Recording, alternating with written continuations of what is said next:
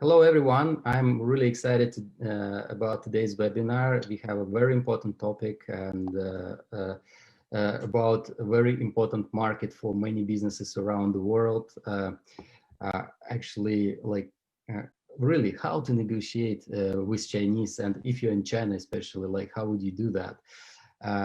It's a modern topic. Many countries are looking at China as a huge opportunity for their businesses, for their economies to grow. But at the same time, large and small companies are seeking opportunities to expand to China. And it's not easy. It's not like every other country.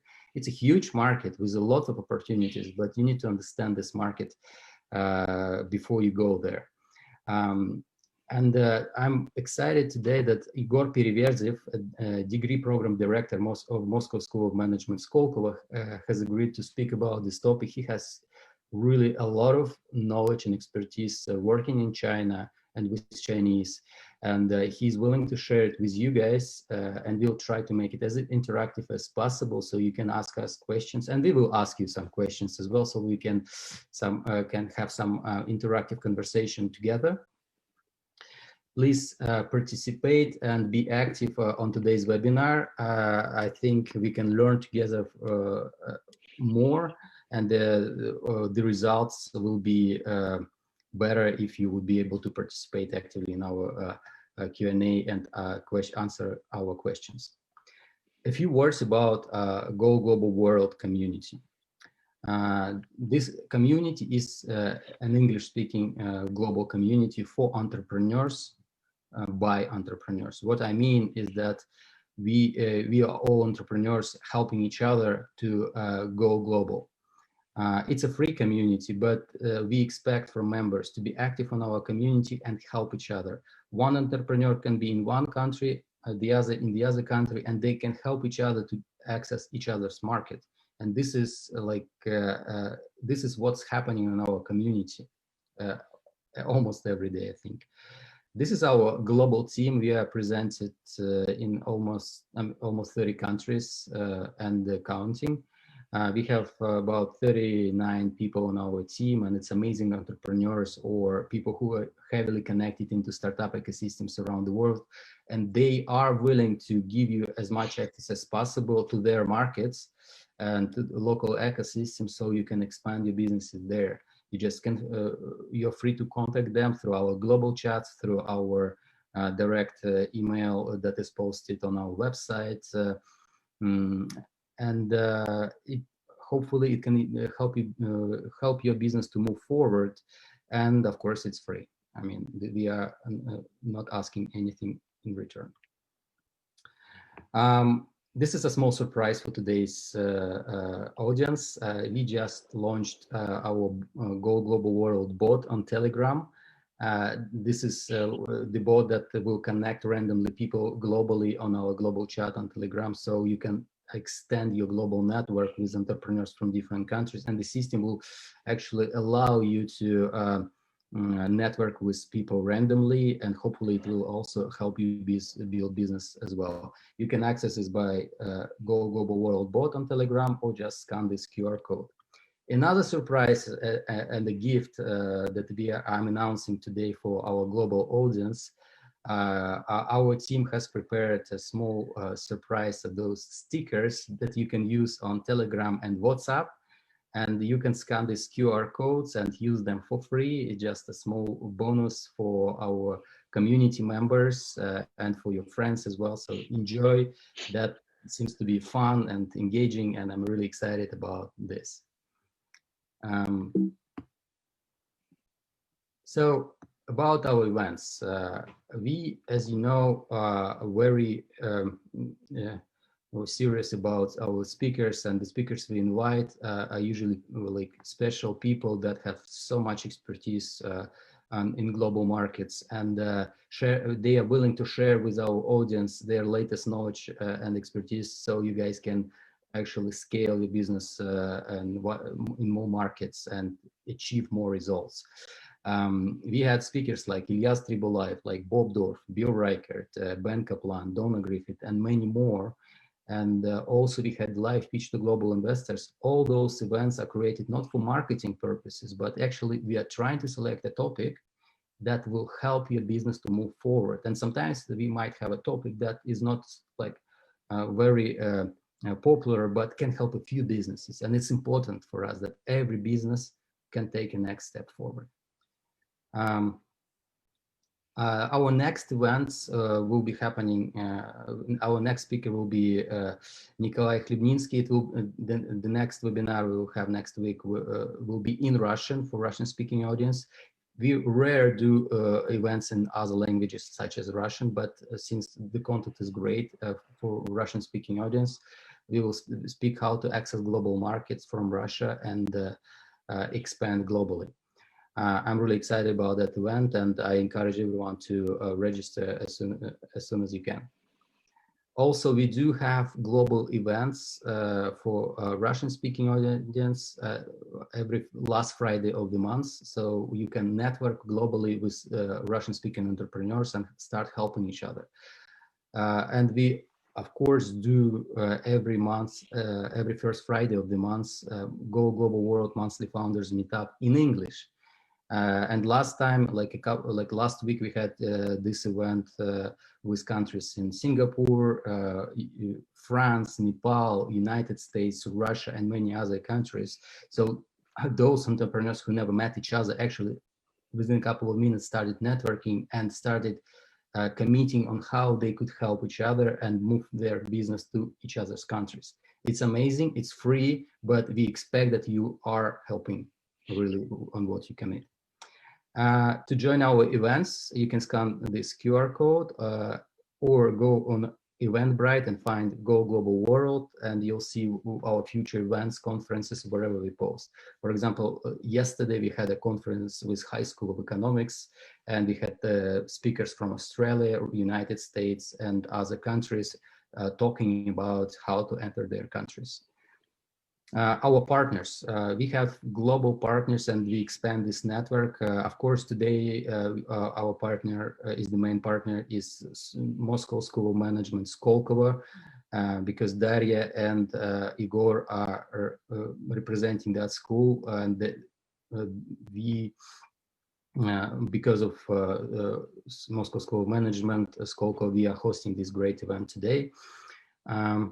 Also, we are partnering with Technopark, SKOLKOVO, GSD Venture Studios, Access Innovations, Rus-based MindHive from Australia, Startup News from India, Embry-Riddle University from Florida, United States, Collaborativa Mexico, and etc. So it's truly global partners who are willing to help you guys to expand your businesses. If you have any questions to me, to our community, would like to join our community, just go on our website or write an email to us. We will be happy to address all your questions and to navigate you to the right place. And on this note, I would like to introduce Daria Mishinkova. I know her as a great person, but most importantly, she is representing SKOLKOVO, and she is the head of international relations for MBA and executive MBA programs.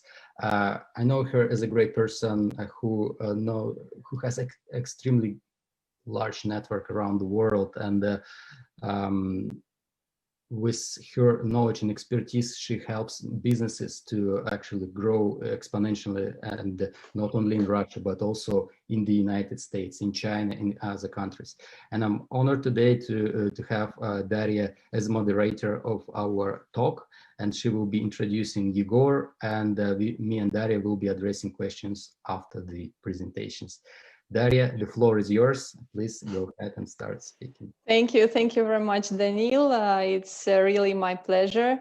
And good evening, everyone. I'm happy to see you all joining our event. And today we continue the series of our events with our international and most highly ranked professors and speakers who teach in Moscow School of Management, SKOLKOVO.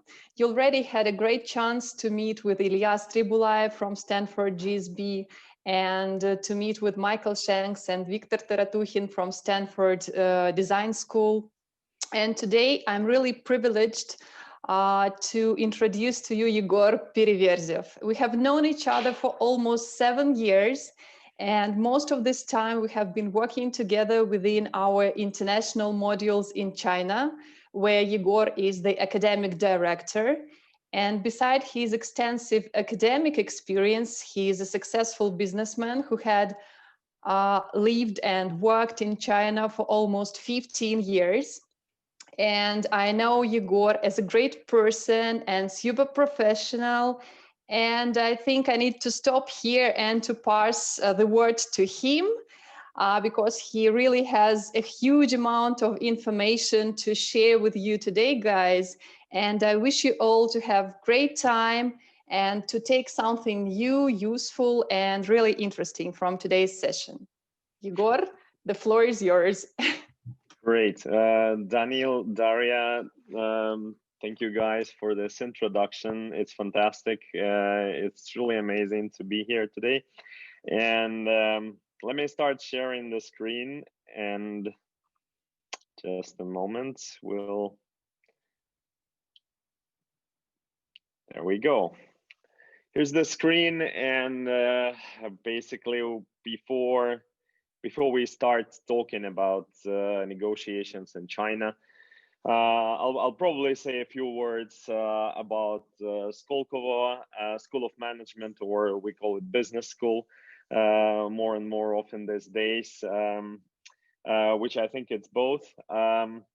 And we have 3 programs, one MBA program, another one is executive MBA program, which is very popular nowadays.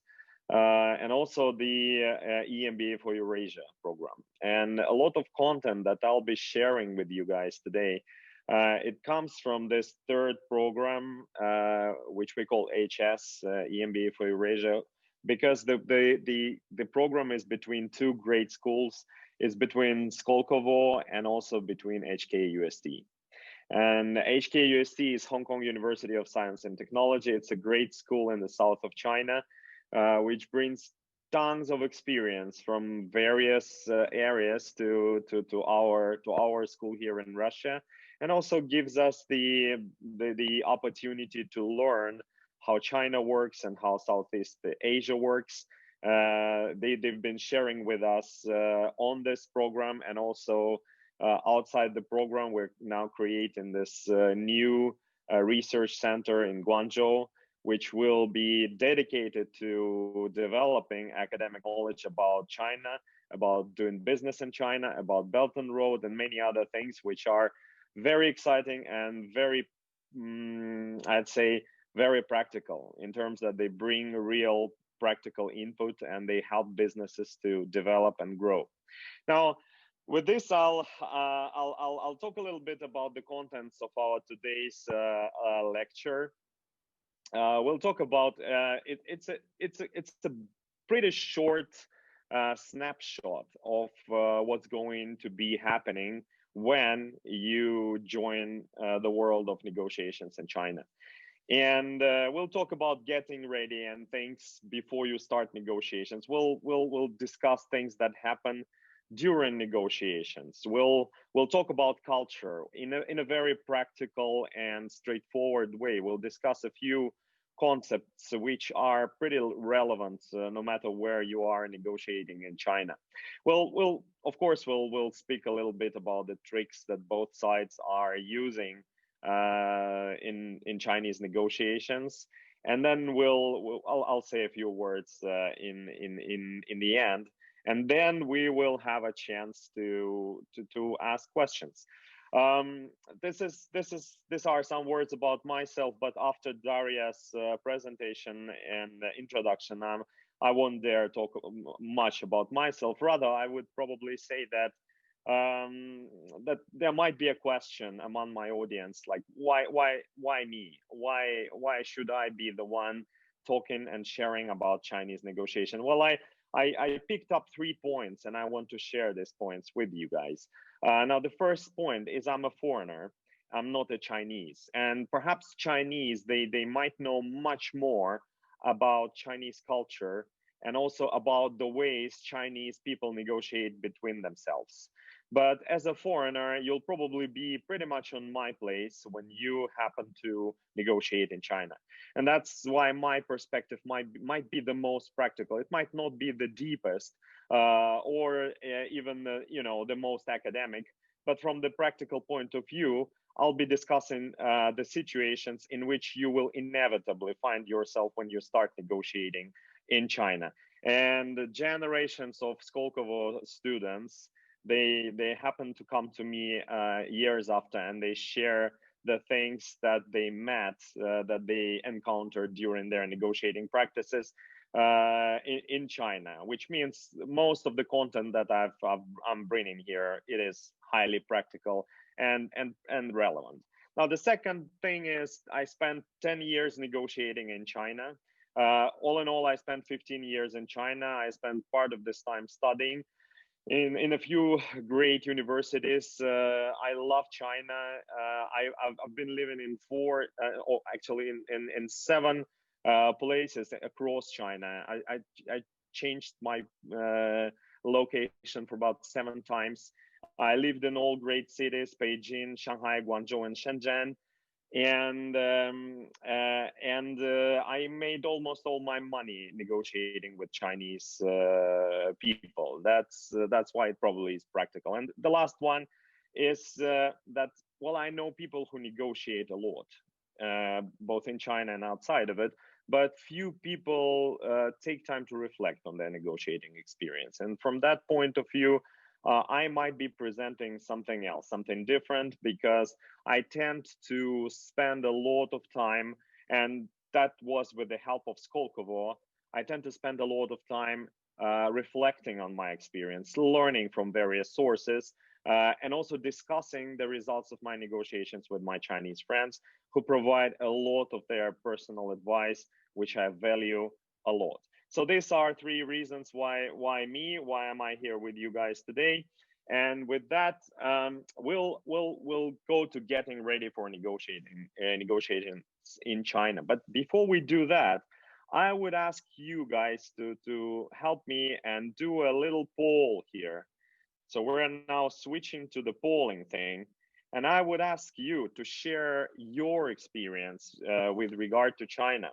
So the first poll number 1 will be about your current and forthcoming area with relations to China. This will help me to adjust the lecture a little bit. I'll try to sort of get myself prepared or put more stress on the things which are relevant to you. So I'm launching this poll at the moment, and please help me to choose the areas that you find relevant for you. Let's just do it. Yes, we got more and more answers here. So far, purchasing, sourcing, and producing, I put it in one place, despite the fact that these are huge areas. Good. All right, 47% of people voted, and 50% voted. Let's wait a few more seconds. Let's make sure everyone has a chance to vote, and then I will share the results of the poll with you. Most of people are involved in purchasing, sourcing, and producing things in China. Good. Which is fantastic, because China remains the world's factory. And my firm belief that this is not going to end anytime soon.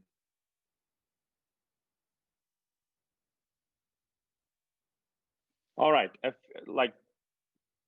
let's give it a few more seconds, and 64% of people voted, and I think we have a pretty good idea on what's going on here. I'm ending the poll now. We don't have too much time, and let me share the results with you. Okay, so here's the result. 46% of our audience are involved in purchasing, sourcing, and producing things in China. And then the second part is selling products and services to Chinese markets, which is also fantastic because China will remain and will continue growing as a market for foreign products and increasingly services also. Good. We also have, as I expected, we also have a few people who will be pitching their ideas to Chinese investors and launching startups in China, which is all right. Good. We have a good idea. Let's just switch to the lecture content then, and then I'll during the course of this lecture, I'll be bringing some other questions, some other polls. So, you know, we'll just play a little bit with this. You'll have a chance to check what you're learning. So please follow me attentively because I'll be asking all this, you know, tricky questions. Now, I saw an interesting, I'll start with saying that I saw many interesting articles on negotiating in China. I spent quite a lot of time doing my research. I'm also doing this DBA program in UK, and that one is dedicated fully to negotiations. Now, what I learned is that large companies, they normally have better results in long time negotiating in China. And one of the reasons why that is happening is because these companies, they can choose proper people to do their negotiations. Unlike entrepreneurs or small companies who just, you know, you normally just do everything on your own. The big companies, they have their ways. They can choose proper people. They can also hire experts on China, and that helps a lot.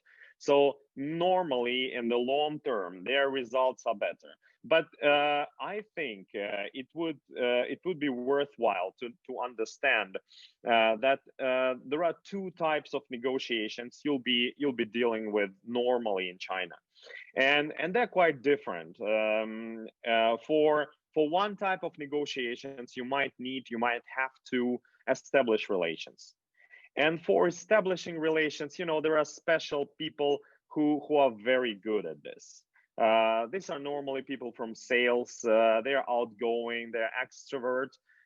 They can easily find their ways with all people, and they know how to be liked by other people. So normally, when you establish your relations, when you start new relations, it's good to have someone in your team who is like that, who is outgoing, who is funny, who can joke a lot, who has a good sense of humor, who is fast with numbers also. But be human first, negotiator second is very important for starting any type of relations. Now, when it comes to conflict, when it comes to long-term relations with Chinese, and I'll try to persuade you, I'll try to learn with you that one important thing that is crucial for success in China is to be long term, is to be able to think strategically for the long term. And that means that sooner or later you'll be in the situation where you will be dealing with conflicts, and for that type of negotiation, that's a very different type of negotiation. And for that type of negotiations, it's good to have someone who is good at dealing with conflicts, and that can be very different type of personality. So when you prepare for negotiations in China, get together your team and then think about who is the right person to lead negotiations. One important thing would also be that it's good to hide or not to reveal, let's say, who is the person who takes the final decision.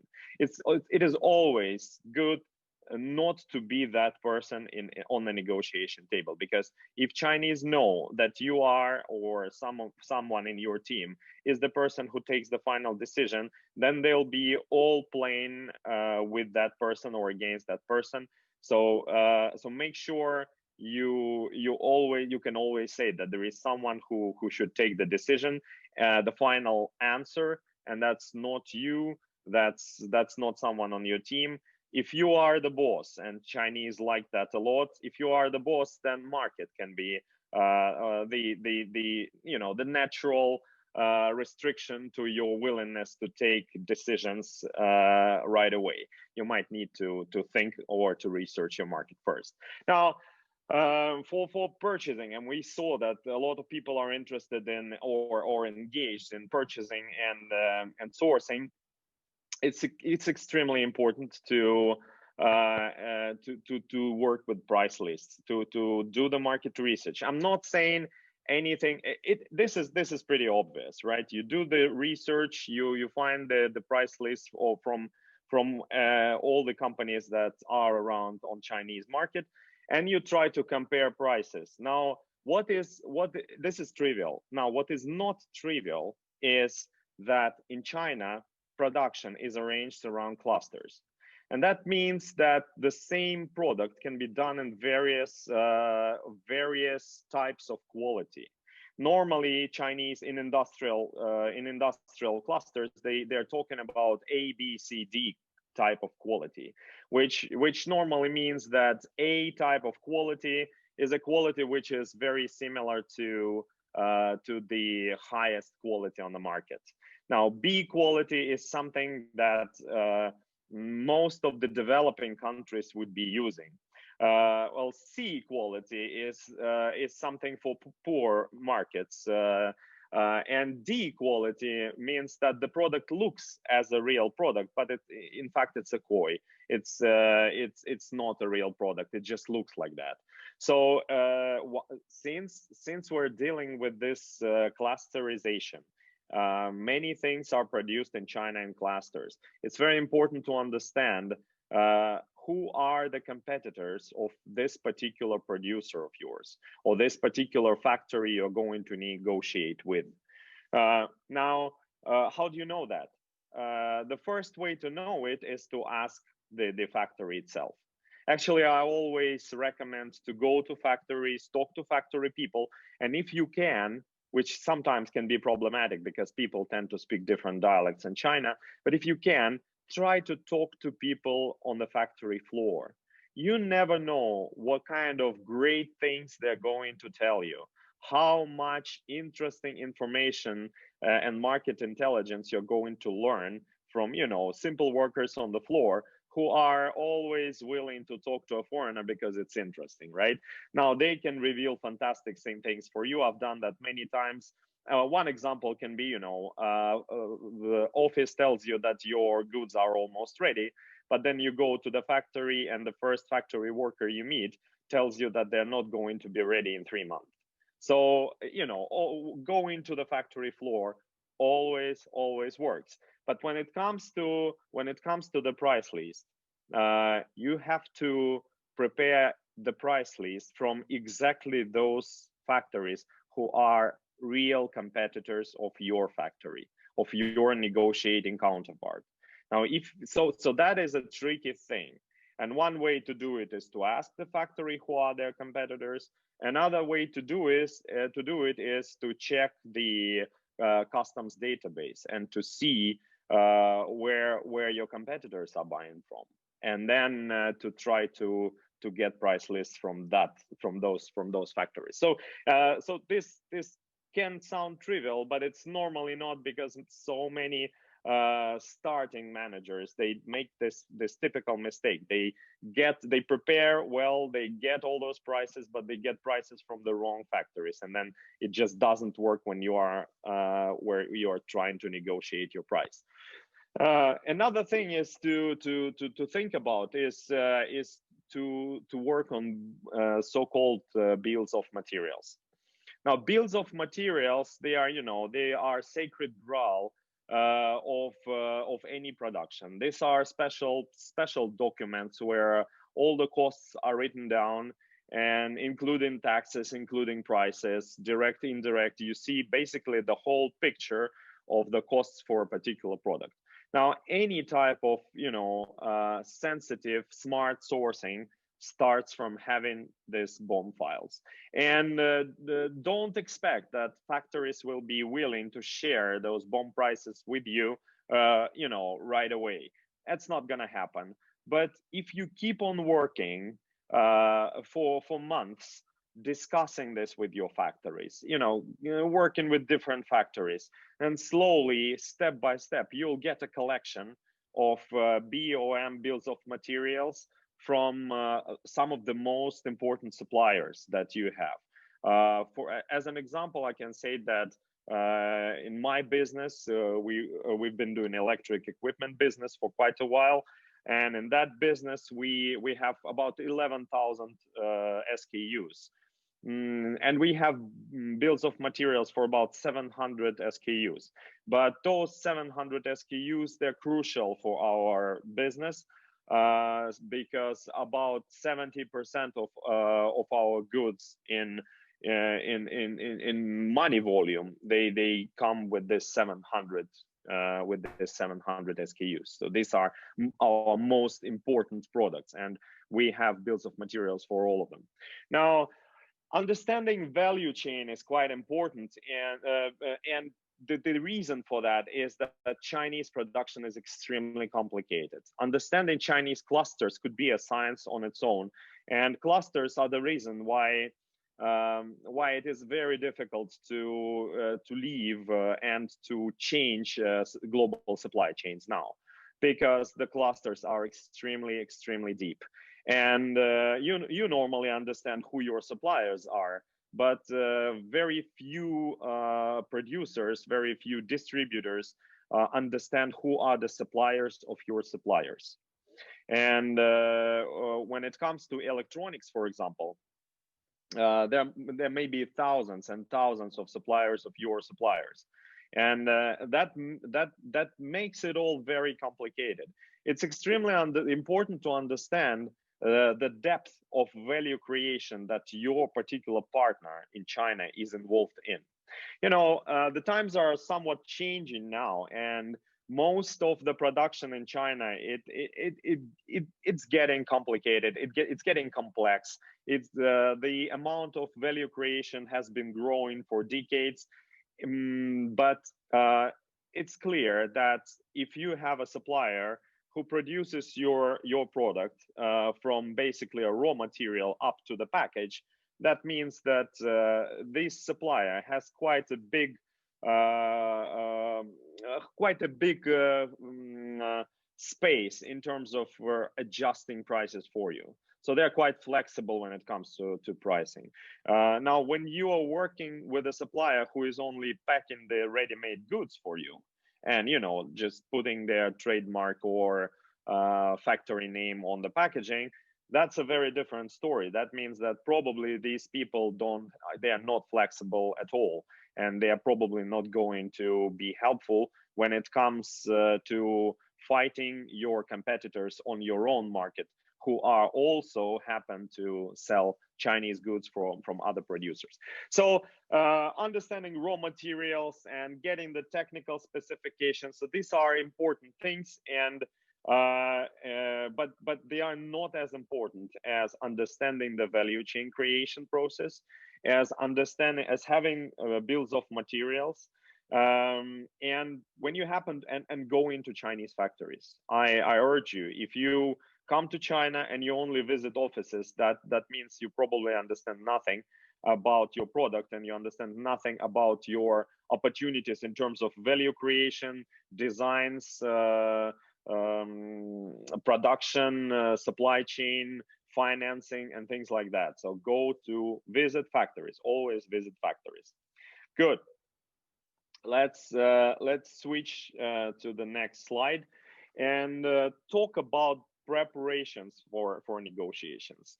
One important thing is that, you know, Chinese, they happen to travel more and more in the recent years, and we almost always underestimate the opportunities that it provides to us. Chinese travel all around the place, they travel all around the world, but when they come to other countries, they often find themselves lost, because when it comes to factory people, especially those who are actually involved in production, factory bosses even, they rarely speak English. And despite the fact that the new generation of Chinese managers, they're extremely good, and they're getting even better. Many of them don't speak English, so when they go to other countries, sometimes they're very curious, but they can be lost in the new culture, lost in the new environment.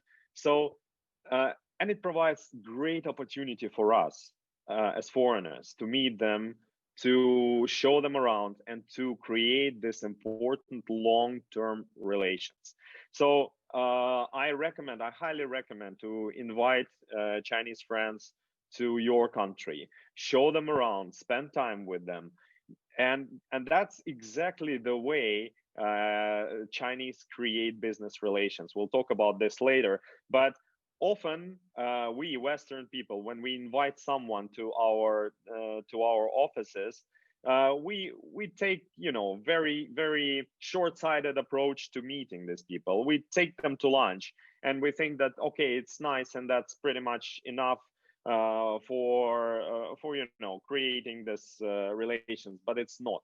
And normally Chinese are extremely good at hosting guests from all places, and they will normally treat you as a king when you arrive to China. So try to sort of put the same kind of effort into establishing relations when Chinese people come to your place. When you visit China, the question of when are you going to leave is going to be one of the first questions which are explicitly or implicitly asked from you. And I think that from my own experience, and also from the experience of people who've been negotiating in China for 30 years, it's good not to have a clear deadline. Try not to have clear deadline, especially if you come to China to work on conflict resolution, or you're working on difficult, complex questions related to quality issues, prices, financing. These are the things that will take a lot of effort from the Chinese side. Now, if that happens, Chinese are masters in negotiations. They've been doing that for centuries. They have their own great schools of negotiations, and sometimes they're using time and space in their own good. And that means that it's going to be difficult for you to get the answers to your important questions if they're not willing to provide those answers to you. And they might be trying to use the space, do lengthy dinners and lunches, and basically lag time when it comes to important negotiations. So saying that, well, it's important that we solve the matter for which we came here, and once we finish this, we'll leave. That is probably the best answer. And also, what's more important is that this is a very good mindset. Answering like that is easy, but it's much more difficult to say to yourself, okay, it seems that I might have to cancel my plane tickets and stay in China for another day or two, just in order to get the solutions that I came for.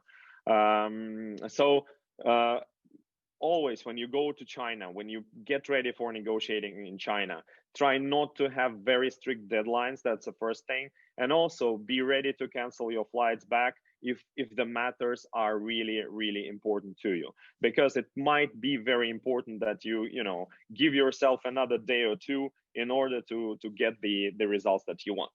All right. A short thing about the presents. It's tricky.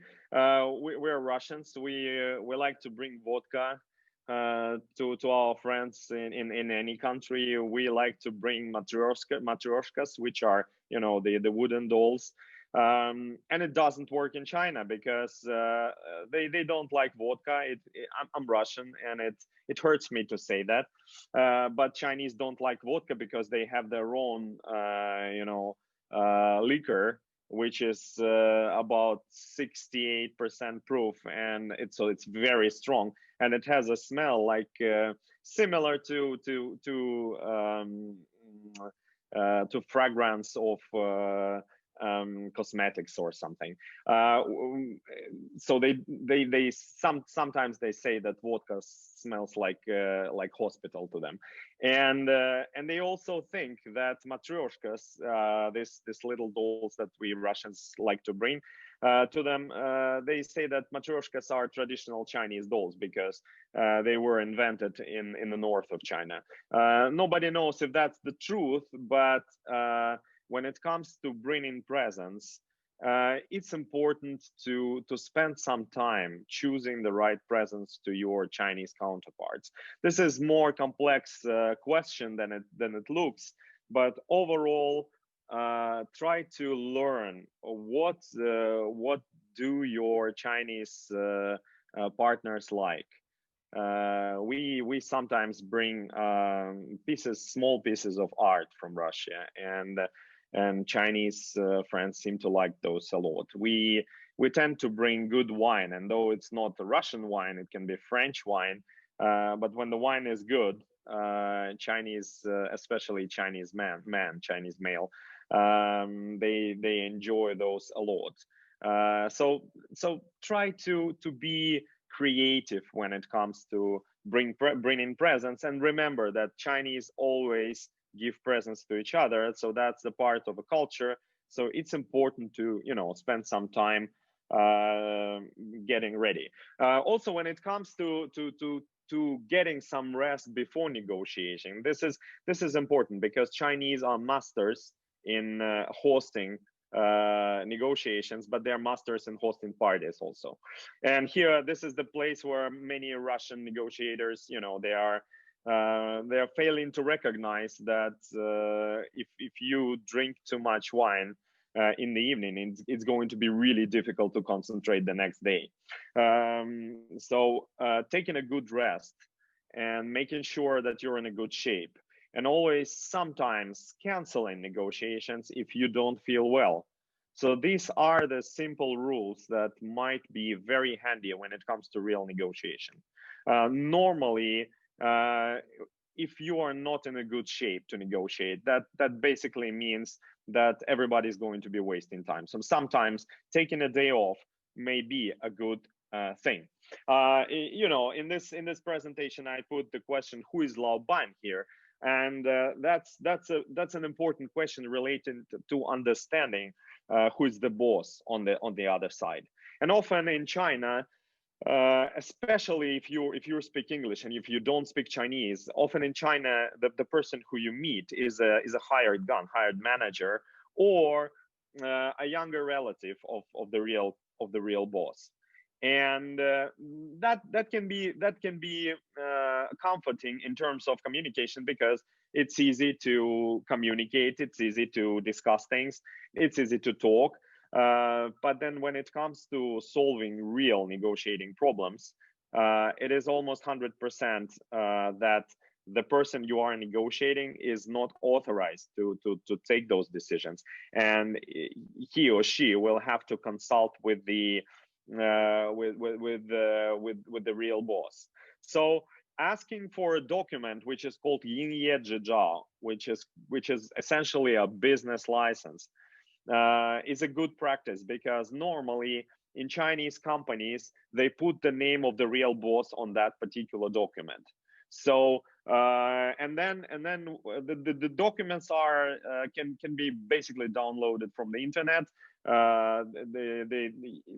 The access to them is open, but you can also ask for this business license from your Chinese partners, and then you can insist that when you go to China, or when Chinese delegation comes to your place, that the person who is in this license at least that person presents and stays among the delegation. That might save you a lot of time and effort when it comes to discussing important questions related to prices, business term, funding, and quality issues. All right, good.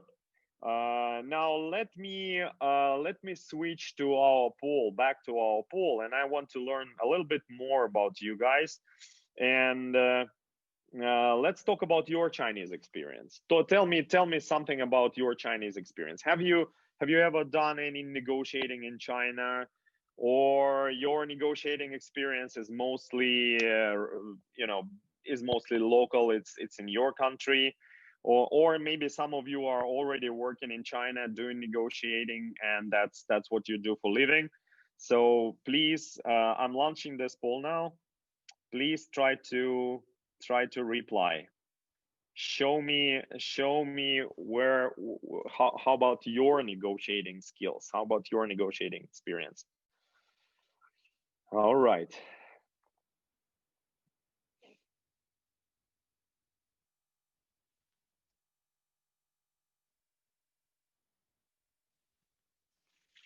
Good. We'll wait another few seconds.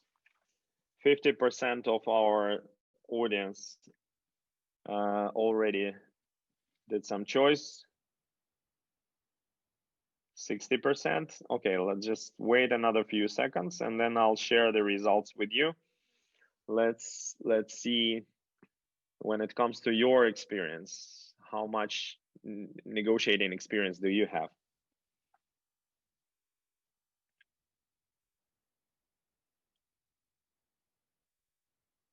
%63%. Okay, let's wait for another 5-10 seconds.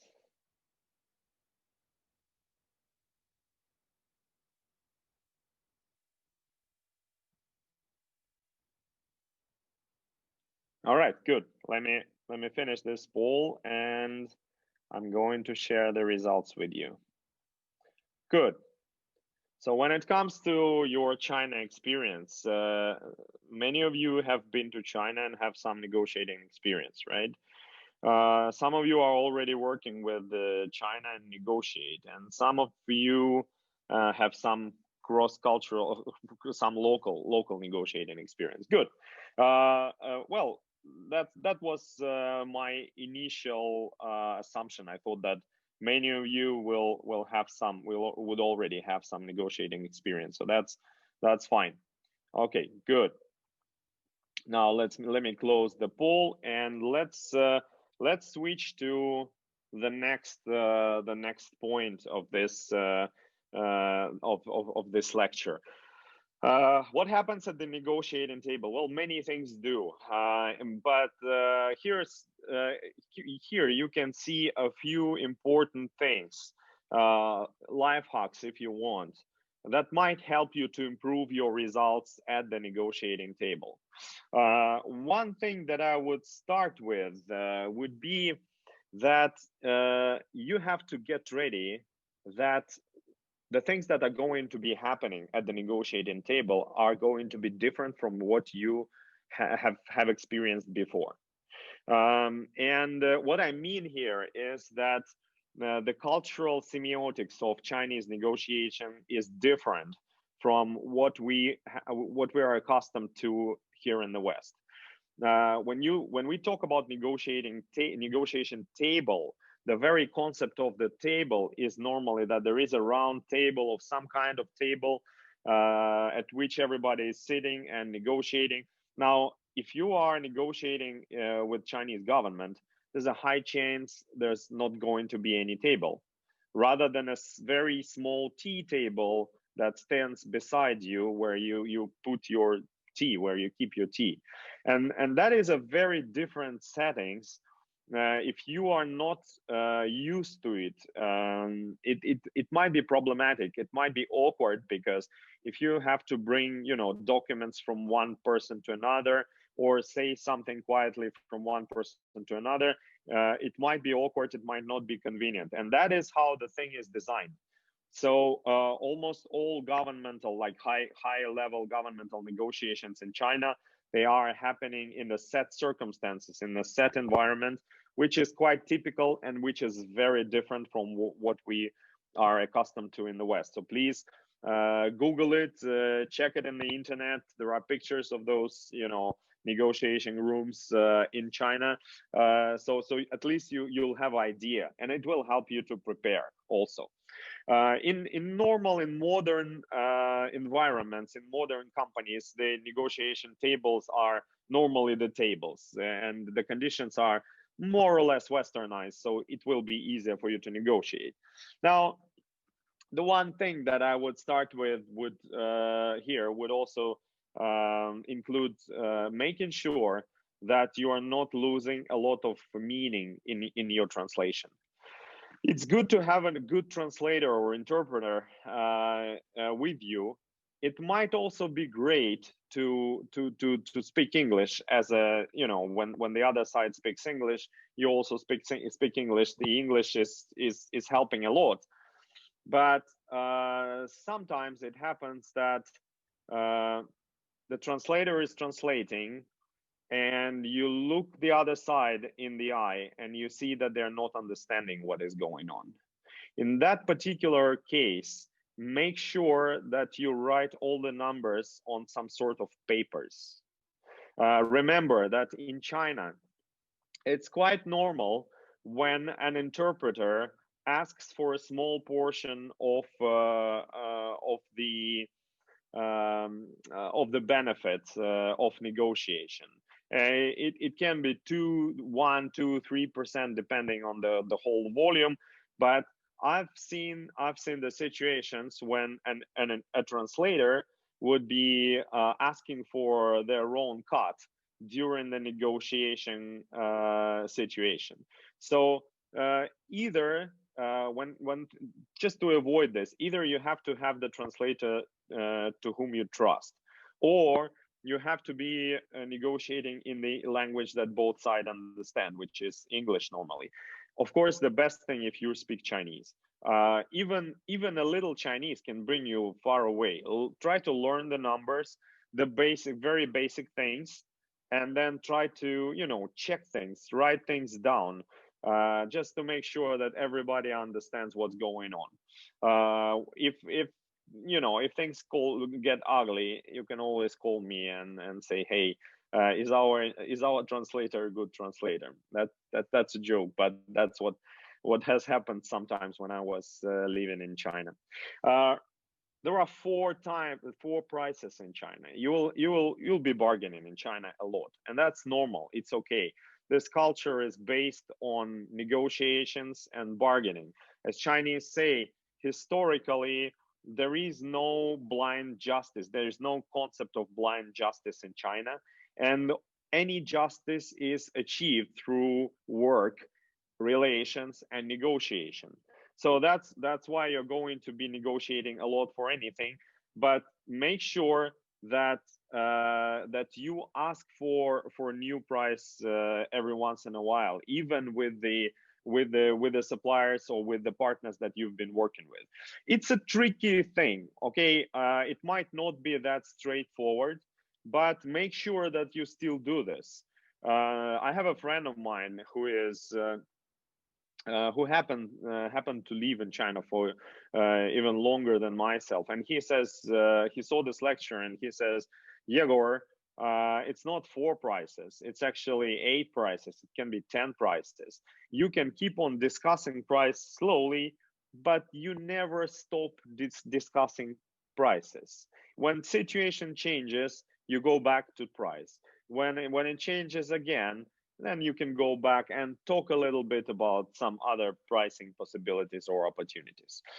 Another thing that Chinese often say, 一分钱一分货, which means that, which is translated as, in China, you get what you pay for. And that's true. And that's the concept that can be ruining for many Western negotiators, especially for not very high level ones, not very experienced ones. Because when we go to China to negotiate, normally the upper management provides strict guidances on the results, and we also have KPIs, and those KPIs are related to prices, related to other conditions. So people start negotiating in China, and they start with prices. And I suggest that you don't have to start with prices right away, unless the price is the only issue. And even then, I suggest not to start with the price, because you still have to create a nice negotiating atmosphere. Now, when it comes to prices, what happens in China is you can ask for a price which is lower than the market price, and then they can say, okay, we can give it to you. And then if you go even lower, they can still give it to you. And what happens at that moment is that they're basically switching between the quality levels. Remember, I was talking about A, B, C, D types of quality. So what happens then is that they're switching more or less between those quality levels, but you don't know that. And they're just thinking, okay, so he wants it even cheaper. Well, I'll provide the C type quality to him, and it's all right. And so when you talk about prices, I also suggest that no matter how much you discuss this, you also have a good specification. And you don't only talk about the price, you talk about price for this particular type of specification. It's always good to learn it by heart. If you have a product which you discuss, it's always great to learn the specification by heart, so that when you discuss price, you provide the specification, or at least its most important details. You provide those right away. You don't wait. You say, okay, I need this MCB. The quality of plastic should be 960% fireproof. The inner details must be T1 copper. The silver points must be 85% of silver, and so on. If you do this, people understand that you are professional. That's the first thing. Chinese always check you. Make sure that they will use many ways to understand whether you understand your field, whether you are professional or not. And the same thing for human, whether you're good human personality or not. So they'll be checking on that. It's always good to have a good specification in your mind. And you talk about prices, you also talk about specification right at the same time. We'll talk about this a little bit later, right? Beware of the word chaputuo. This is a very famous word, and I know that some of you have been to China and probably even know Chinese. So when you ask for price, and they say, okay, I can give it to you at $1 price. But then the second question you normally ask is, okay, what's the quality? Is the quality going to be similar with what we have here as a sample? And they often say chaputuo, which means almost the same, right? Almost the same. Now, this almost is extremely dangerous, because often people relax at this moment. They think, okay, the most important goal with which I came to China has just been achieved. I got the price that I need. But that can be tricky, because you don't know what kind of product you're buying at this moment. All right. So make sure when Chinese say the word chaputuo, you start asking for more and more details, because this can be very tricky. Most probably that they are at this moment, they are considering changing the specification in terms of the quality of the details, the quality of assembly, the quality of quality control, and things like that. So they always know your product better than you know it. But try to make sure that you know at least the trickiest elements of this product, the most important details, their quality, their weight, their material, and things like that. Okay.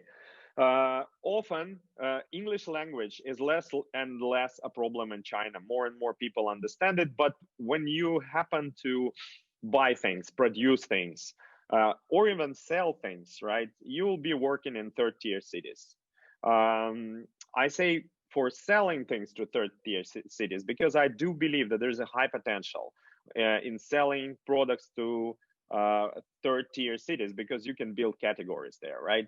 People don't, the categories are still liquid there. They haven't solidified.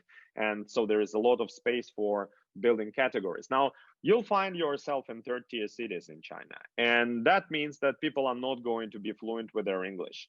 They'll be willing to speak English, but few of them can actually do that. Now, when that happens, remember that for many Chinese, when they don't understand what you're saying, when they don't understand the meaning of your language, the meaning of your words, it's a face loss for them to admit it, for them to admit that their English, is not good enough. So especially when it comes to services, and I've seen that very often, but it also can happen in other circumstances. People tend to save their face in the ways that can be very very creative. So sometimes they can say no when they don't understand, and when it comes to inexperienced manager, that can happen very often. Or they can even start doing something else, something not something that you told them to do. It can also happen with the new workers, with the younger workers who don't speak very good English. You tell them to do something, and then they don't understand you, but they are afraid to ask you again. They are afraid to confirm, to make sure that they understand, and then they go and do something like different altogether. And that can be very unnerving. And we tend to think that those people are stupid, but they're not. They're not stupid. They're smart. They're trying to save their face. And we'll talk about face, like I said, a little bit later. So when said by an experienced manager, no can mean I don't understand or I don't know. When said by experienced manager, maybe is almost always no. Or when they say, I can do this, but it's going to be very difficult. Well, that's exactly how Chinese say no. And that's exactly how they say it's impossible. It's not possible to be done. So when things happen like that, try to make sure you really understand and you really set the deadlines and the things, and you go deeper into that. Try to dig deeper in when Chinese say maybe, when they say I'll try my best, when they say I can do this, but it's going to be very difficult, because in many circumstances this means that you are entering a very dangerous zone, and the things that you're asking for cannot be done for some reason. All right. Also, if things are going very smoothly, if you're, let's say, in a third-tier city, and I have my my own thing. I say when a coffee is very good quality in China, that means that you are probably paying a lot. And that is true, because a few years ago nobody would drink coffee in China at all. Now Starbucks is growing like crazy in China. They also have another pretty good coffee stores. But when it comes to 30th cities and even smaller places, they're still drinking that 3-in-1 Nestle. And when you drink 3-in-1 Nestle, it tastes it doesn't taste very good. But often that means that in those places the costs are still low and people are frugal, and that means that you're going to get very good prices for the things that you're buying. All right, good. Let's talk a little bit about cultural concepts. We're running out of time, so I was preparing to do some more polling, but let's leave more questions for questions and answers then. Like I said, these are going to be highly practical. The concepts that we see here are extremely practical. Every Chinese knows them, even though Chinese culture is extremely diverse from place to place, and that could be another another point for another big discussion. But we don't have too much time to discuss them here. I'll just bring your attention to the most important concepts. The first one is Guanxi. When you first come to China and you have a lunch with your Chinese counterparts, you'll probably see that around you there'll be your counterpart and his partners, his working, his colleagues. Well, that means that you are in the outer circle of the Guanxi network. After many years, or sometimes earlier, you might find yourself in a similar visit, sitting together with your partner and his family. And that basically means that you've come a long way, and now you are inside the inner circle.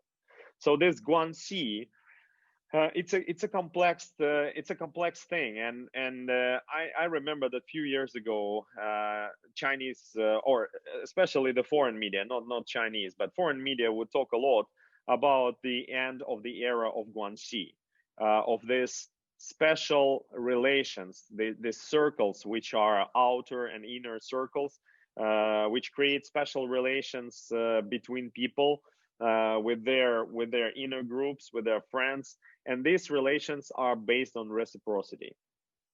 So they used to talk a lot about the end of the era of Guanxi, but that's not true. Guanxi is not going anywhere.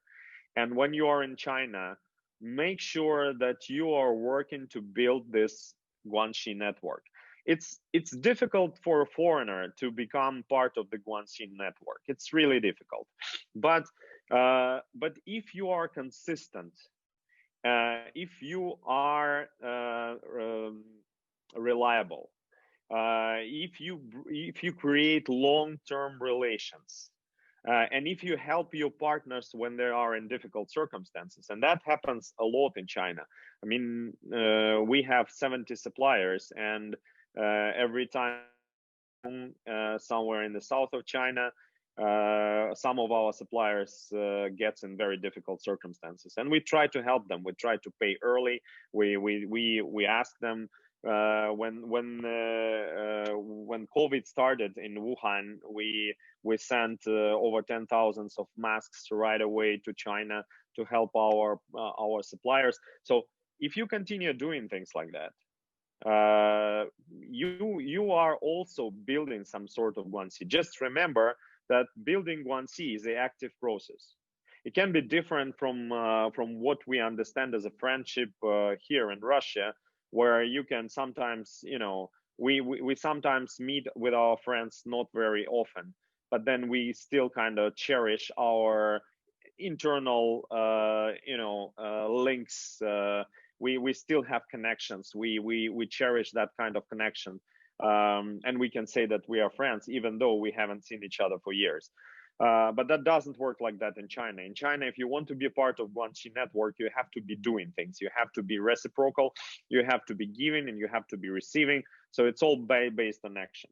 中间人 is another concept which is also important. Important for two things. One thing is kind of dangerous. You have to remember that for any deals that you are doing with Chinese, there is a possibility that there is a 中间人, there is an intermediary, and that intermediary, they cut their share, and that is something very natural for Chinese. This is something acknowledged, and but for business with large volumes, it can be very dangerous, because even 1, 2, 3% of lost profit can be ruinous to your competition. So that's a bad side of intermediaries, but there are many good sides of intermediaries. One is that when you have conflicts in China, you use intermediaries first. The best way to settle conflicts in China is to use an intermediary. That's first. The second one is that your Guanxi networks is a network of intermediaries.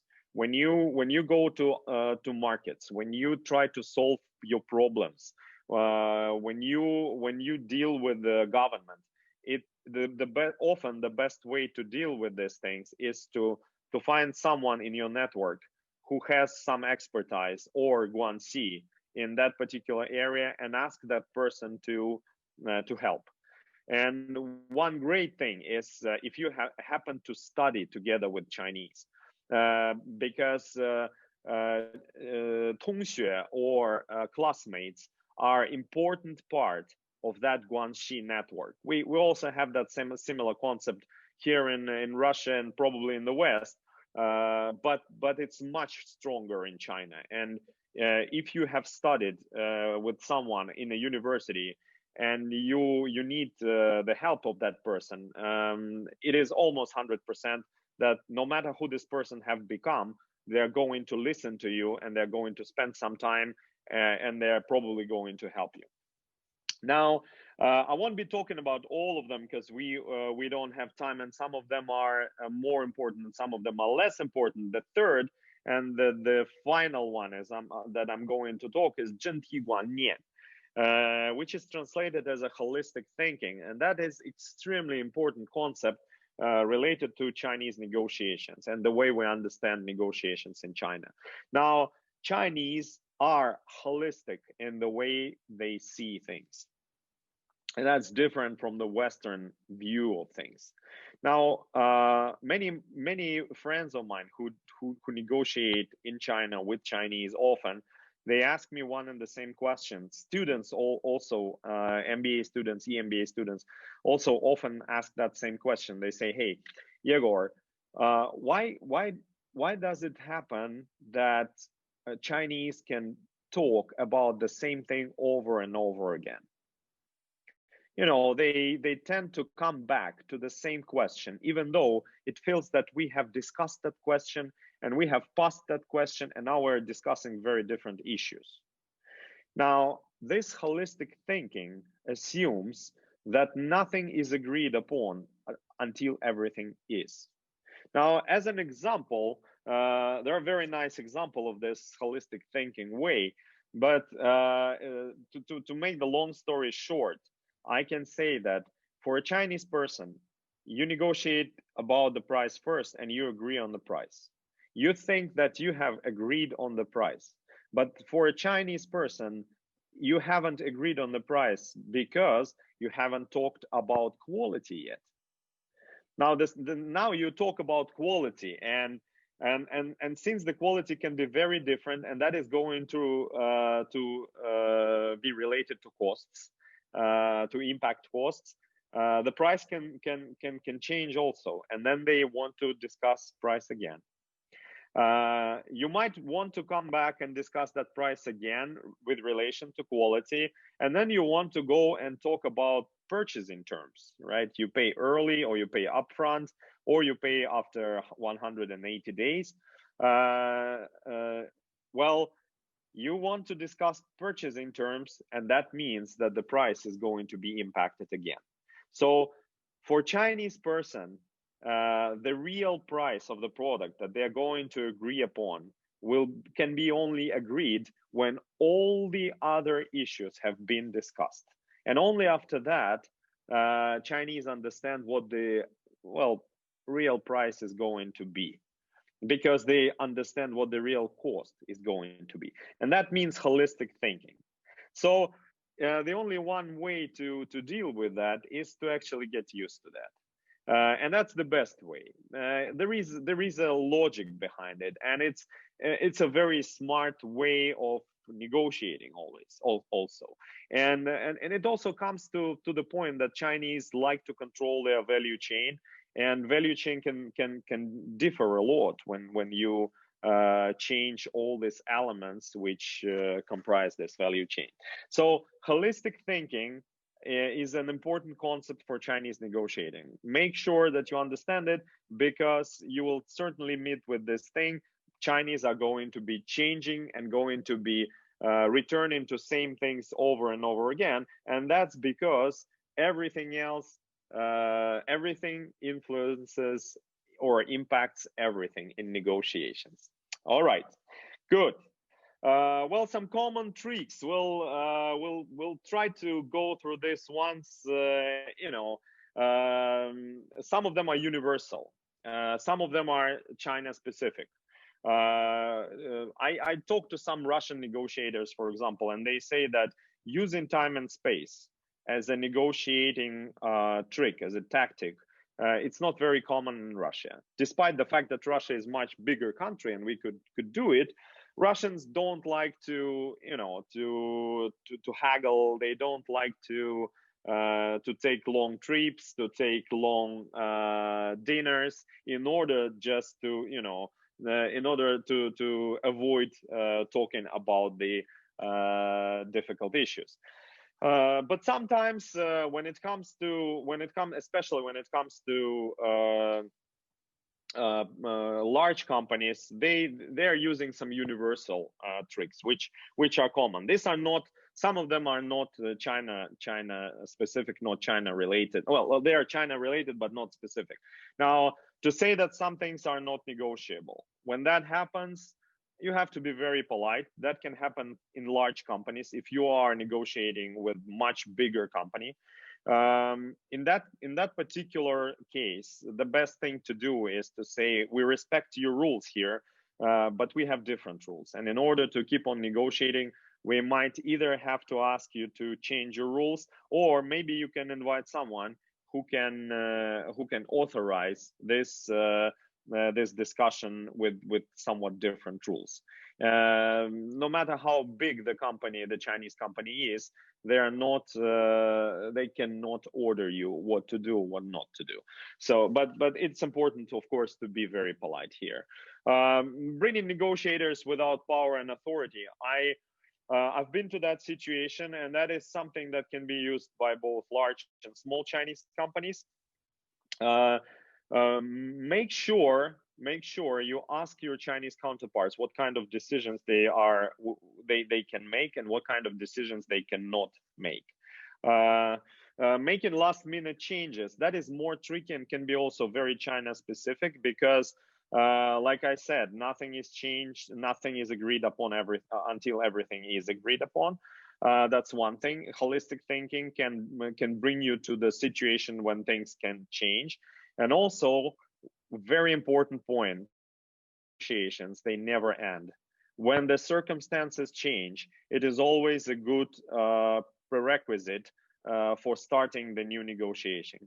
And since the circumstances in our world, the circumstances are changing all the time, that means that most of Chinese negotiations, they are never finalized, they are never finished. And that's exactly might be the reason why the Chinese contracts are sometimes written in very vague terms, because Chinese like to leave enough space for negotiating the things, rather than, you know, setting them in stone and then facing the situation when they are not able to fulfill their obligation. Chinese are not very emotional, and that is let me put it this way: the more educated Chinese are, the less emotional they are. But of course, you're negotiating in China, you can be dealing with very different people.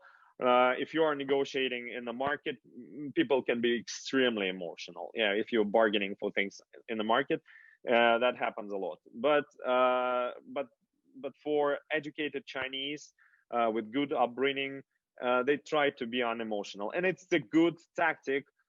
Also be somewhat less emotional, which can be difficult for, let's say, Russians, can be difficult for Turkish negotiators, some Middle Eastern friends, and that happens. We like to be emotional. We like to put energy in what we're doing, what we're saying.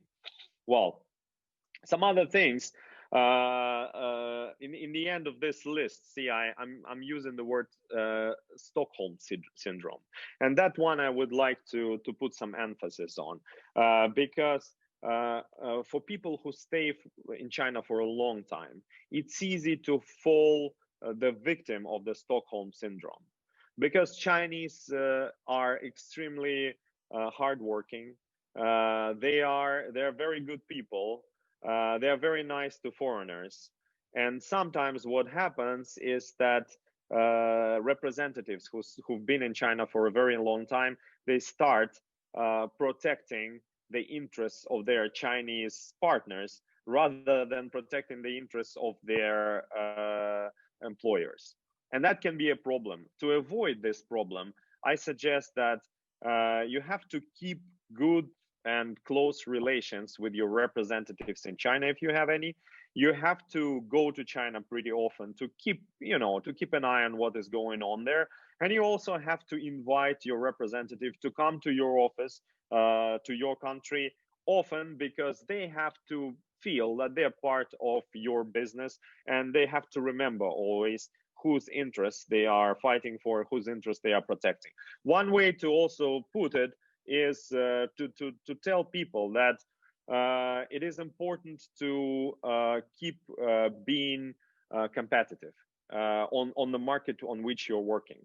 And if you start losing competitiveness, nothing else can help you, nothing else can save you. Markets are ruthless. So in order to be competitive, the whole supply chain has to be very tight. It has to be very tight. It has to be very lean in order to be competitive. We are now dealing with some problems of this leanness across the supply chains, because they've been very lean, some of them, and so they are not very resilient. But that's another problem altogether. In order to be competitive, for decades it's been like that. In order to be competitive, you have to be lean, and that means that a lot of pressure is going to be put on your Chinese partner. And it's normal, because a lot of pressure is put from your customers onto you. This is how the world works, and this is something that all your partners and all your employees, they have to understand this. Right. Finalizing this long discussion, I'd probably say I'd repeat a few things. Right. I say that it is important to be human first and negotiator second. It's important to try to see the things long term. It's important to be brave enough. When you bargain, then you have to be brave enough. I have a test when I'm getting ready to name a price for which I'm going to buy things. I ask myself if I feel any shivers. If I'm shivering inside, then the price is going to be the right one. If I am relaxed, then the price is probably not bold enough. So you have to be bold and name great prices when you're bargaining. And sometimes you win. Sometimes it works. Sometimes people laugh at you, but that doesn't happen very often. More often they ask you, why are you naming such a low price if you're buying, or such a high price if you're selling? So at that circumstances, you have to explain, and that's another kind of thing. You must be able to justify any price you're naming to your partners, and that's probably universal, not only for China. Friendship in China, it's important. Chinese live and die on their factories and their businesses. They're extremely hardworking. Many of them they have what is called wolf spirit in Huawei. Where people spend 24/7 at work, and that's the way they live. That's their lifestyle. So for many of them, it is like this, and you have to respect that and make sure that they will also respect your diligence, your hard work. They will also respect you being persistent. They really like you being professional and persistent. These are the things that they respect a lot. But also make sure that you kind of see things long term. Chinese, the last thing, you'll apart from China, you'll be meeting a lot with people from Chinese diaspora, and that's a huge story. It's huge kind of thing. But diaspora reflects the diversity of China, and many of those people they come from very different cultural, historical backgrounds. Try to be interested, show some interest, try to understand the diversity of China, try to understand the difference between North and South, try to understand why people from Wenzhou are different, what is so cool about people from, let's say, Xiamen or Guangdong province. You'll find a lot of interesting information, and your life will also be great, because Chinese, they appreciate a lot when other people get interested in what's going on. Be detailed oriented. If you are not a detailed oriented person, I suggest that you take someone with you who is detail oriented. For example, myself, I love to take engineers with me to negotiations, because you never know what kind of engineering details you might need during this negotiation, and having an engineer right here, sitting right here with you, is always great thing. Now, build some lasting relations. It's all about long term in China. And that means that sometimes you have to be careful with that, but sometimes it makes sense to leave some money on the table. That's probably the highest level of negotiating experience, when you are experienced enough to understand that this is exactly the moment when you have to invest in your partners rather than, strip them of the last money that they have. So leaving some money on the table, helping your partners to when they're in difficult circumstances, that is something that always pays. And I have a lot of examples of that, which I'll be happy to share with you during our questions and answer session. Okay, so this is more or less it. Chinese say "wu shang bu fu," which means that it's pity not to do business because you will never be rich. So I wish I wish you all to have successful business. It's important that you do business, it's important that, and business is done among people, and people tend to negotiate. That's how we make deals. All right, good. So that's the end of this part. And now I suggest that we go to questions and answers. I'll stop sharing my screen. Thank you very much, Egor. It was great listening to you as always. So I imagined myself on our international module in China when listening to your lecture now. It was great. So if you are ready to move to question part, we have some from our guests today. And first, Daniel, if you permit, I will start. Yeah, I wanted to say that I really enjoyed the talk as well. It's very detailed, and I really like when speakers are saying practical advice from their personal experience, and it was just amazing, I think. Yeah, you just can follow them step by step, and you know what to do now. Daria, why don't you read the first question from Q&A section, please? So the first question. So as far as I understand, the first question we've received from an entrepreneur, a startupper probably.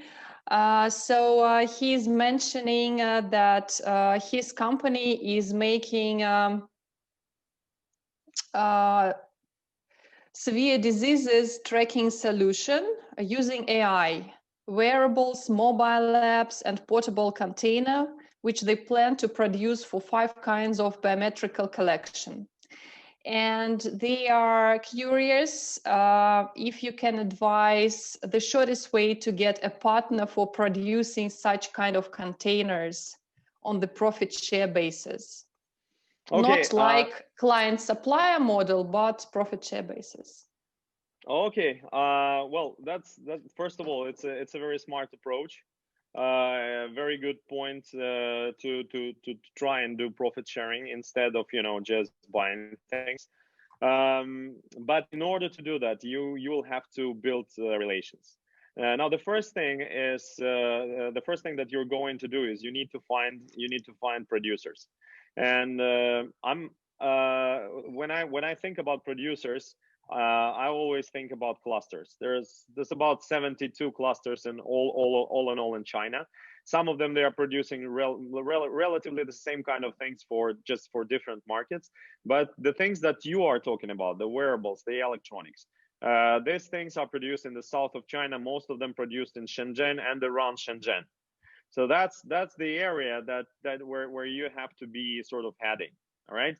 And when it comes to Shenzhen, there's a huge market, which is essentially, it's difficult to call these things markets because essentially these are huge cities, like great places. where all are mostly these are, you know, like factory stores out there. So that's exactly the place where you're probably going to find some partners. That's one thing.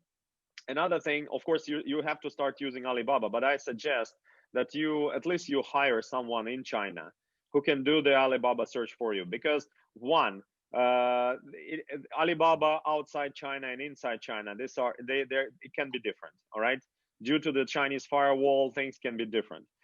Second, when you do search in Chinese, you get many more results, and that helps a lot. All right.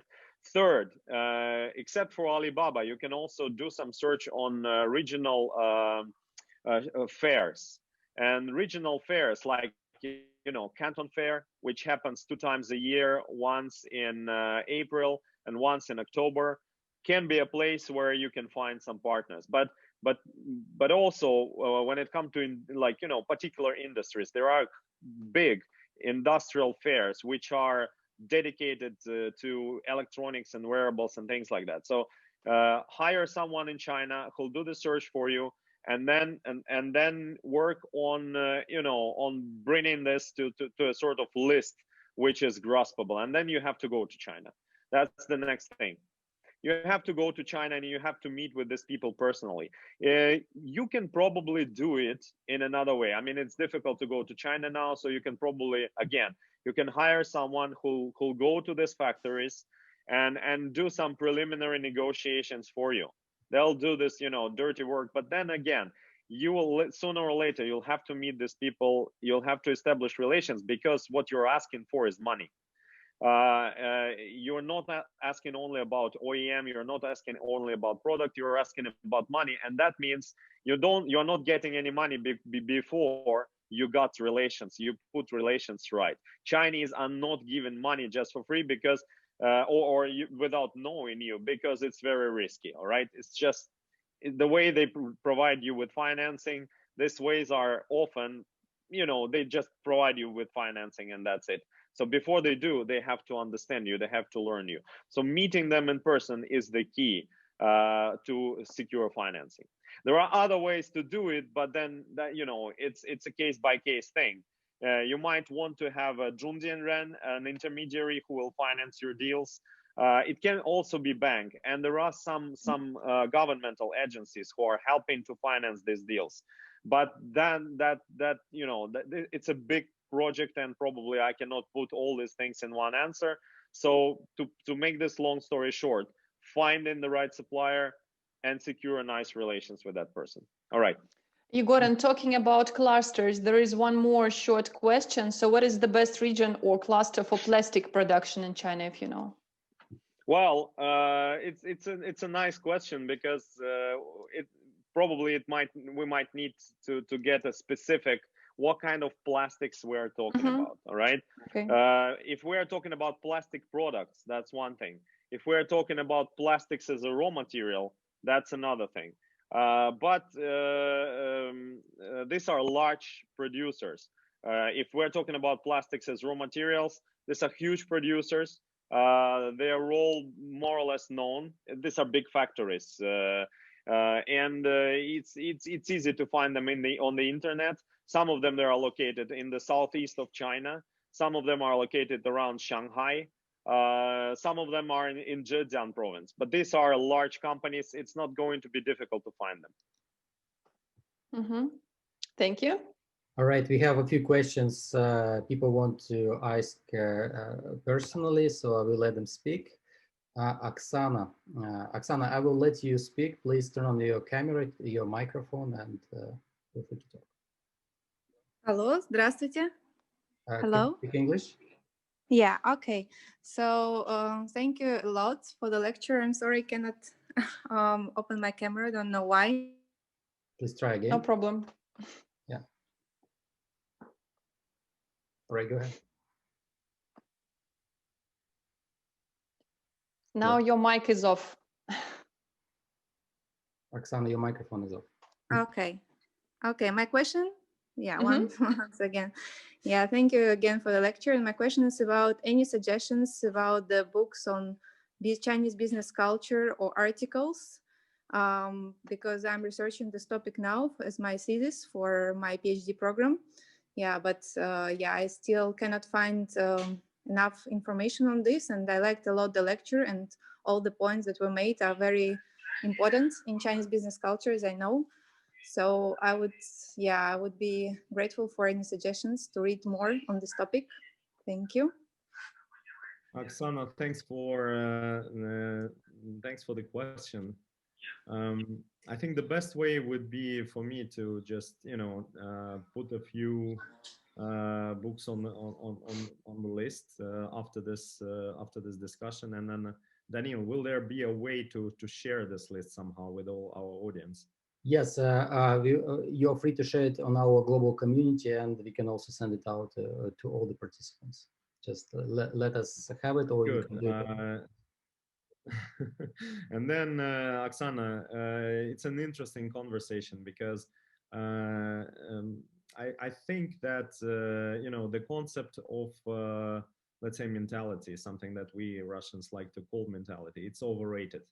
And that means that that there is no such a thing as one business culture in China, where when it comes to real business deals and doing business in China, you'll have to be dealing with specific local cultures, which can be particular, you know, which can be different.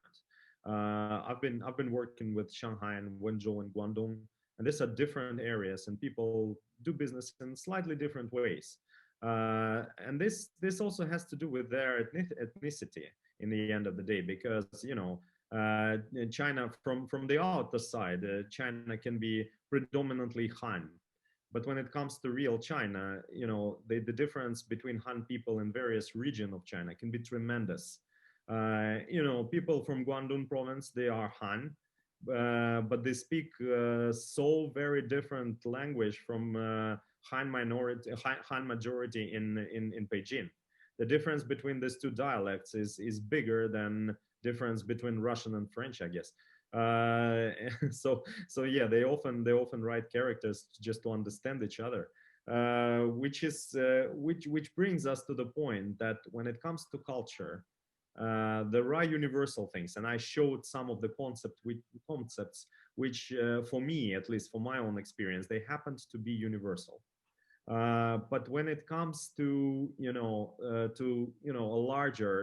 larger description and larger framework, it's much more difficult to say that, hey, we have one culture in China that we can be dealing with. You'll be moving between what is universal and what is unique in particular.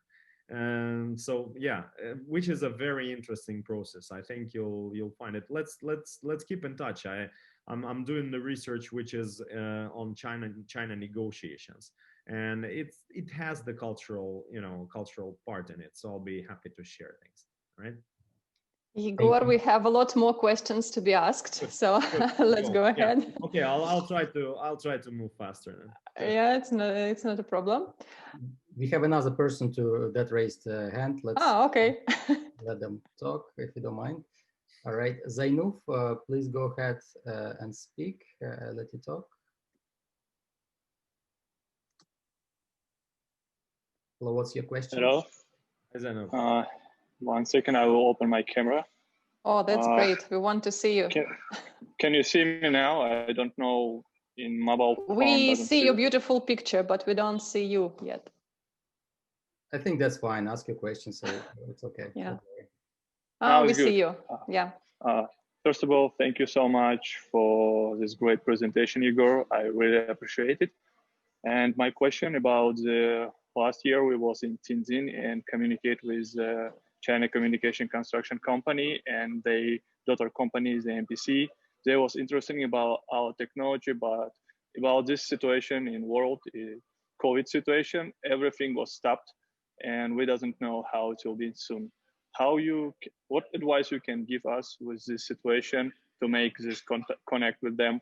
We have official visit cards and contacts who will communicate in WeChat first time when we come back in Russia, but now they by some reason stop give our answer for request about the project. And we also have friends from Düsseldorf who help come to local market. How it will be more right to go connect with them again myself or with these friends from Düsseldorf? Okay, if you have a good Junzienren, right, which is intermediary, and I suggest you keep on working with an intermediary until you see that for some reason it just doesn't work, right? Okay. But give it a try, all right? Normally, having intermediaries, at least in the preliminary part, and at the early stage, is good and important. The dark side of having intermediaries, you never know what is the power play and what is the play of interest between your intermediaries and your future partners. And the companies that you mentioned, they are large companies. These are state-owned enterprises, I guess. So that makes things more complicated, but that also provides opportunities. And let me share just one advice. There is such a thing in China as a fraternity between the cities, between Chinese cities and Russian cities. And which means that there is a city in Russia which is a brother city of Tianjin. And that means that every once in a while, a delegation from that city goes to Tianjin and a delegation from Tianjin arrives to that city. And in Russia, we greatly underestimate the potential of these visits and these communications. But the Chinese government deems this particular network and channel as a very important one. So in order to reestablish those relations, you might be willing to join that delegation and go with that delegation to Tianjin. And then you will see people who will definitely be able to help you, because the level of negotiation of relations is very high. So you're meeting mayors, of vice mayors, and then it's normally that they don't have to do anything really specific, right? But if you have a chance to ask that person for your specific particular question, this can be helpful. And I've seen that working, so I highly suggest that you try and do it. Thank you. Thank you so much for explanation. Thank you for your question. Cheers. Good luck with this. All right, next question. I will try to to combine two questions in one, actually. So the question will be about building business relationship. So how far in private relationship we can go? Asking about family, wife, friends, if it is acceptable. And the second part will be, so the question starts with some nice meeting you had by Evgeny Ostacher event. So this question is from Dmitry Krasnov, and he's curious if there is some specifics in the online negotiation with Chinese, like Zoom and etc. So first, like personal part, and then business part in online. Let's put it this way. This is always personal. And like I said before, Chinese are going to test you and check whether you are a reliable person, and they'll do it every once in a while. That means that they will ask you for something. The thing that they will ask you for, it's not necessarily going to be sort of very difficult to do, but it is going to bring some uncomfort for you. Like I remember I once was asked to drink liquor, Chinese liquor, with 40 Chinese judges, and that was uncomfortable. But I agreed, and we had a very nice evening in the end of the day. This is just one example. It can be some little thing, like I have one of my partners who loves a Russian potato. And every time I go from Russia to China, I bring that potato. And every time Chinese customs tries to take this potato from me. Sometimes they succeed, sometimes they don't. But that's a small token of appreciation. And you know, the way we discuss those things later, I say, hey, I brought you that sack of potato, and they took it at the customs. I'm so sorry.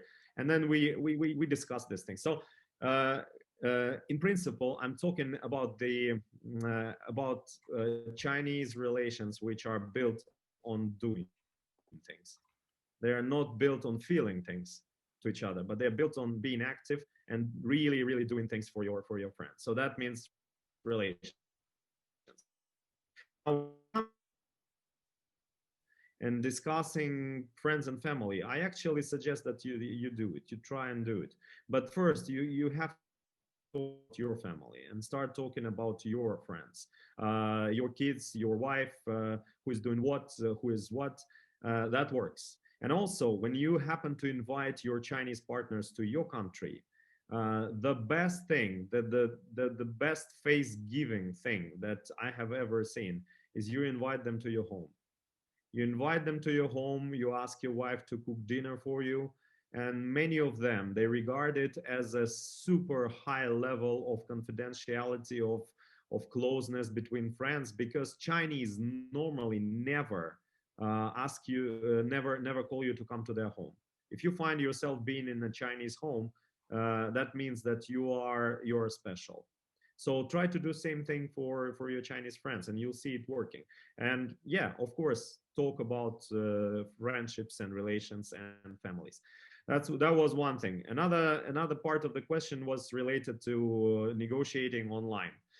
Now, there are a few things in negotiations online. First thing is that, we have some sensors in our brain, which are constantly switching off and on, trying to understand the distance to the object. And when we do negotiation online, these are distractors. They are distracting us from negotiation. That's the first thing. Another problem with online negotiations is that, specifically with Zoom or Skype, is that on that screen, it's not our partner who we see, it's our own face which we see. We are, we used to be monkeys, millennia ago, and there's still something in it, right? When you see your own face, you always concentrate on your own face. You always look at yourself. So sometimes, instead of virtual reality, try real virtuality. Try calling people, and because we've been using phone calls for generations already. People got used to that. It's not a big deal, and sometimes it's much more useful and much better to convey your emotions through phone calling rather than using Skype or Zoom, right? So these are at least some of the problems which you can encounter. The last thing that I probably say, which is not a secret for you, but if you are getting called in an awkward moment, try to postpone the conversation. If you're not ready, and the other side is calling you and asking you to join Zoom, and you feel you're not ready to do it, don't do it. Try to join conversations when you are in a good shape and you have all your answers with you, and then they're going to be successful. Be the one who is calling rather than being the one who is being called, right? Especially when it comes to difficult conversations like that. Sorry. Thank you. We have another question from Maxim Gordienko. Do you have any experience in setting up a joint venture in China? And can you tell about your experience? Oh my. Well, I do have an experience of setting up a joint venture, and it's a very bad experience. So when it comes to building joint ventures, my answer is don't do it. But I've been to China for years and years and years, and now I have partners to whom I trust a lot. So with those people, I'm sure I could do joint ventures also. We've been through many difficult situations. We've lived them through. We managed conflicts together. Now we can build joint ventures. I'm pretty sure I can.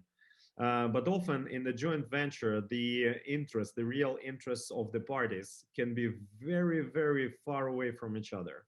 I can give you one real example. A friend of mine built a joint venture for LED lighting in the suburbs of Suzhou in China. and he was interested in creating this LED, LED fixtures and LED bulbs and selling them all over the world. High tech, very good technology, nice price. It was going to be a nice business, but his partner was interested in building a residential area on the premises of that factory, because they could dedicate part of the factory floor to building houses for workers.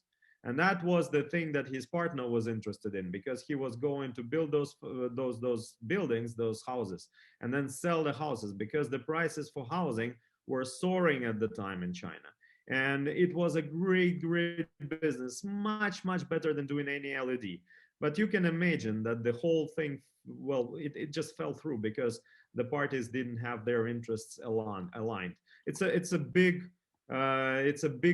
topic for conversation. Normally, for the negotiation training in China, we spend 4 or 5 days discussing these things, bringing all these examples, talking to Chinese partners. So it's difficult to bring everything in this short format. But believe me, it's a complex area, and you have to get yourself ready for any type of development when you step in. Egor, some participants are asking what is the best way to reach you after this event? LinkedIn, email, so... Yeah, please do. LinkedIn is working. Yeah, and I also have an email in the end of this in this presentation. Your presentation. If we share the slides, there will be my working email. Please do drop me a letter. Okay. Coming back to the previous question, Daria, just one sentence. Sure. Please, I didn't say important thing. If you are going in for a joint venture, make sure you control a vital thing in this joint venture, and that vital thing can be either customers or it can be a technology. But when it comes to technology, make sure that you have a real pipeline of technology, which means that you have a product which you sell, and then you have another generation of this product which you are ready to bring to the market, and then you have the third generation of this product which you have only started developing.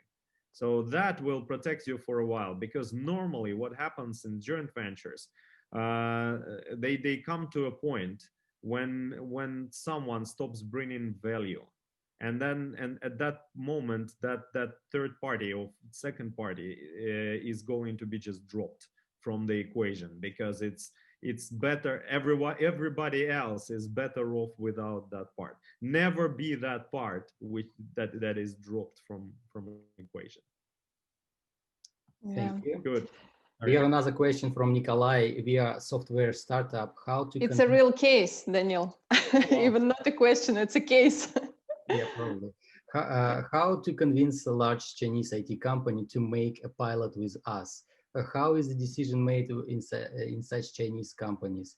We have initial contact with local representative office in Moscow with a Russian-speaking manager, but decision is sent to headquarters for consideration. How we can push it gently? Well, with all due respect for representative offices, I think they've got much better. They've become much better and stronger over the last decades. But my own experience is that when it comes to especially high-tech companies, all the decisions are always taken in the headquarters. And the way the decisions are taken, it's a dispersed way. So even if you are in the headquarters, it's not going to be easy for you to reach that particular person who is a decision maker. Now, the way I would go for this, like if I was the one who had to do this, I'd probably consider reaching out to my 600 classmates in MBA in which I studied in China. Perhaps someone have ever worked in that company or is working in that company, has friends in that company, and that is the best entrance that you can make in a company, is through a classmate, through someone you know and who knows you. So that is one thing. Another way to do it is to find another company which has a different kind of product and is working with that company, and probably find a person who is dealing with that company and try to go to go through them. So these are, you know, there are other ways to do this. You can try to connect with them at some fairs.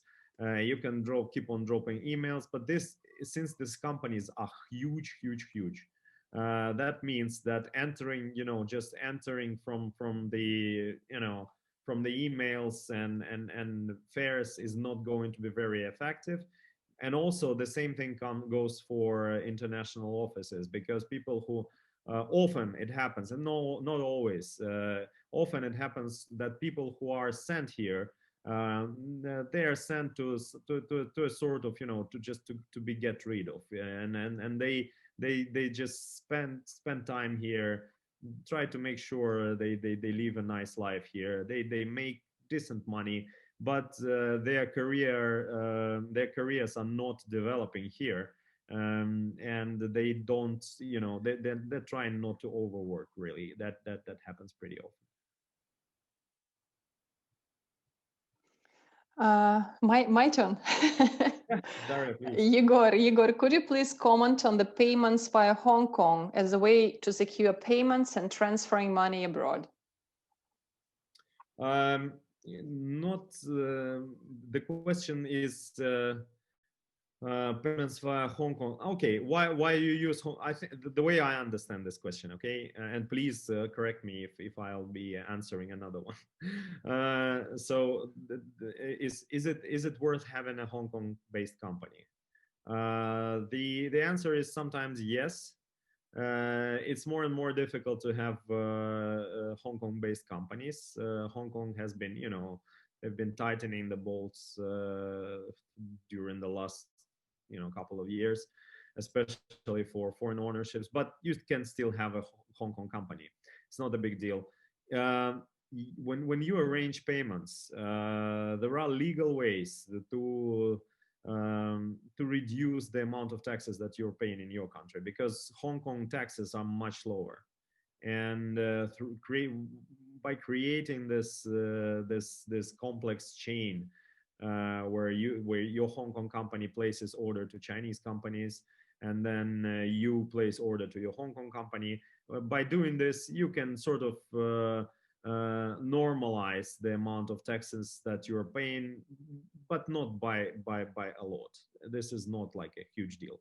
Another thing is for any money that are based in Hong Kong currently, it's an open economy. It's the #1 open economy in the world. It still is, and it will be for quite a while, which means that you're pretty much free to move your money all around the place. While if you are in China, you'll face capital controls, and that will mean that you are not, well, you can still send money out of China to abroad, but that only relates to your mother company.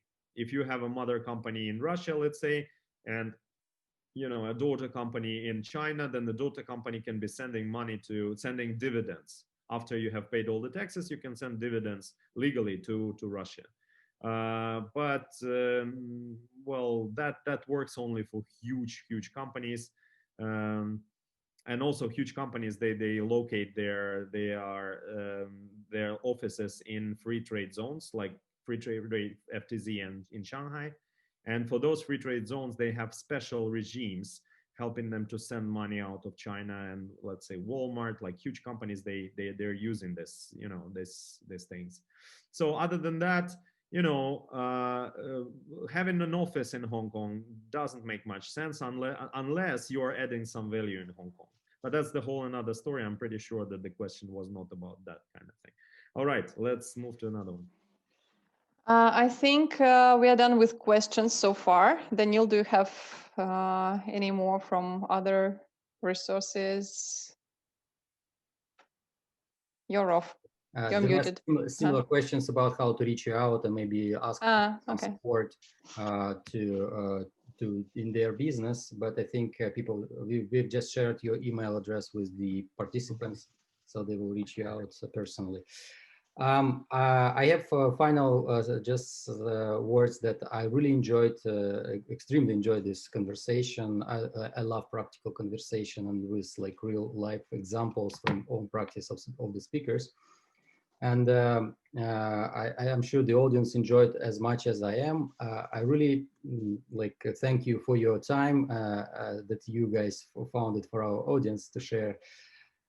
This video will be posted on our YouTube channel, so everyone could be able to watch it again, share with the audience, and also we will share the presentation of Egor on our global chats that I already posted here in the chat. I can repeat again. And that's it on my end. I would give you Daria and Egor to say final words for the audience and maybe some wisdom statement or whatever you guys suggest to say to close this session. Sure, Daniil. Thank you very much, everyone, for being active, for listening to the lecture up to the end and being with us. And of course, feel free to add us on Facebook and to reach out to us in case of any more questions. Egor? Well, I'll say as a final words, I'll say a Chinese saying. Chinese say, 生意会不会做的朋友还是在, which means we might do or might not do business together in future, but we will stay as good friends. So that's it. Thank you guys. It was wonderful having you with us. Thanks for the questions. Daniil, Daria, it was a pleasure working with you tonight. And thank you very much, Egor. That was Daria Mishinkova and Egor Pereverzev. Thank you for your time and have a great one. Goodbye, guys. Bye. Hey.